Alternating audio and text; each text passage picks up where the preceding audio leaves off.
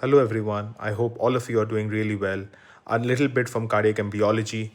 It's a very high yield concept, so do listen to it.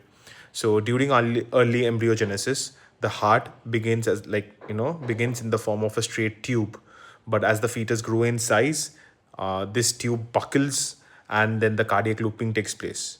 This cardiac looping takes place around the day 22 to 23 of development, and because of this cardiac looping, what happens is that the right ventricle forms the anterior surface of the heart, whereas the left ventricle forms the posterior surface of the heart. So the primitive form of right ventricle is known as bulbus cordis.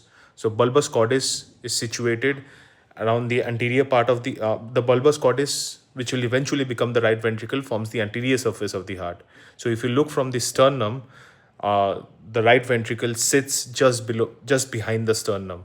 So from yesterday's video, I asked you a very important question that if a person has a penetrating chest injury because of a stab wound, the right ventricle is mostly affected.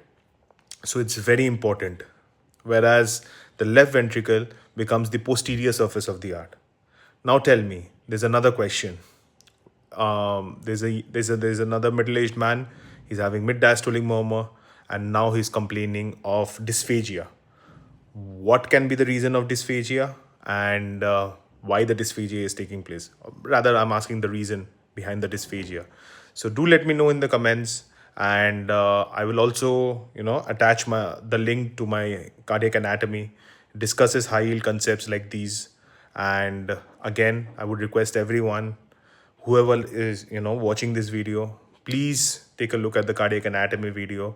I have made a detailed video explaining all the high yield concepts from cardiology, which is mostly tested in any kind of medical exams. And if you like my channel, do subscribe to it, and please like, share my videos as much as you can, so that it reaches to maximum amount of people and I can fulfill my mission.